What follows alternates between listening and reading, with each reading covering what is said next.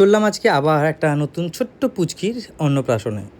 সম্পর্কটা অনেক দূরের, কিন্তু যেতে বলেছে। কিছু কিছু সম্পর্ক এত গুরুত্বপূর্ণ, এত দামি হয়ে যায় যেগুলোকে ফেলে দেওয়া যায় না। তাই একদম সুদূর বাগনান থেকে নিউ টাউন হয়ে সকলে মিলে চললাম একদম নৈহাটি বড়মার উদ্দেশ্যে।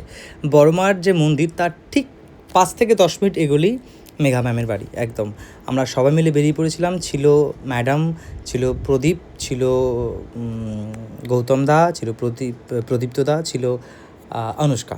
সবাই মিলে আমরা গিয়েছিলাম। যাবার পথেই পড়েছিল বড়মার মন্দির। তো বড়মার কাছে গেছি, সেখানে না গিয়ে আমরা পাশ কাটিয়ে বেরিয়ে যাবো সেটা তো হতে পারে না। তাই একটু তাড়াতাড়ি করেই গিয়েছিলাম সকলে মিলে, যে আধা ঘন্টা হলেও 30 মিনিটের জন্য হলেও মায়ের কাছে, মায়ের মন্দিরে গিয়ে মাকে দর্শন করে প্রাণটা জুড়িয়ে তারপর যাব আমরা আমাদের গন্তব্যস্থলে। ছোট্ট একটা ভিডিও তোমরা আগে দেখে নিয়েছো বড়মার কাছে যাওয়া, সেটাই হলো এটার ফুল ভিডিওটা। গিয়েছিলাম মেঘা ম্যামের মেয়ের অন্নপ্রাশনে।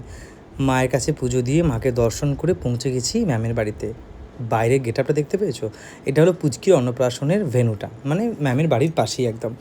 আর এইটা হলো পুচকিটা। আমরা পৌঁছে গেছিলাম ঠিকঠাক সময়, কারণ আমাদেরকে আবার ফিরতে হবে অনেকটা দূর, অনেকটা পথ, প্রায় 1-1.5 ঘন্টা। সকলের গিফট আমরা গিয়েই ছোটো ছোটো করে যে গিফটগুলো নিয়ে গেছিলাম যে যার সেতার দিয়ে দিয়েছিলাম। পুচকি দেখলাম কাঁদছিল, আমার কাছে এসেও কাঁদছিল, তো ঠিকঠাক সামলাতে পারছিলাম না, দিয়ে দিয়েছিলাম।